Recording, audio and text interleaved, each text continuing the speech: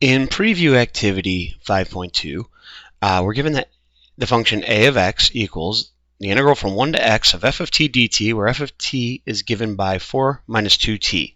So we can think of this as a function of x, because as x changes, we get different values.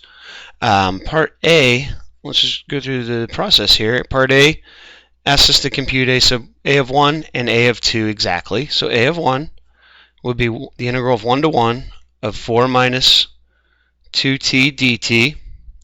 And what we know from our properties of definite integrals, if the limits are the same, this is automatically 0. So a of 2 is equal to the integral from 1 to 2 of 4 minus 2t dt.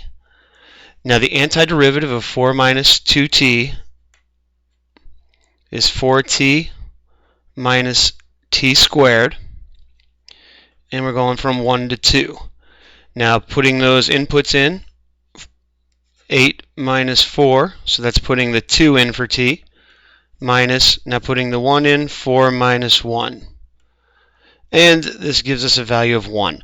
So what we see in A is that this is a function that takes in inputs and gives out outputs. All right, so we're looking at this a of x as a function of x. B, what we're going to do is we're actually going to find a function for a of x that doesn't involve the integral symbol, 4 minus 2t dt. And one thing I want to draw your attention to, notice that we're using t in the integrand and x up here. Those variables need to be different. We sometimes refer to t as a dummy variable because what we have is actually a function of x, and you can see that in the a of x.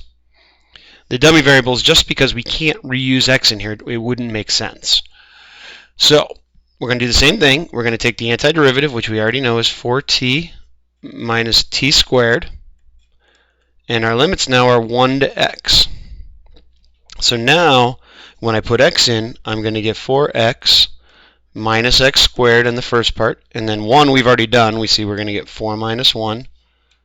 So we get 4x minus x squared plus 3. So there's a formula for a of x that doesn't involve the integral.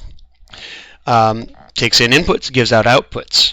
As you notice, f of t is a linear function. Well, what we have here for a of x is a quadratic function. And we know that the derivative of a quadratic function is a linear function. So what we're going to do here in D is actually use this formula to find a prime of x. We're going to take the derivative of this guy right here. Derivative of 4x is 4. Derivative of negative x squared is minus 2x. Now if you notice, this is actually equal to f of x. So this leads us into part E. What we find is that the derivative of a of x is this f of x. It's our function that we were given originally using x as the input variable instead of t. What that's going to do is that's going to allow us to define an integral function for any given function, whether it has an antiderivative or not. This is going to lead us into the second fundamental theorem of calculus.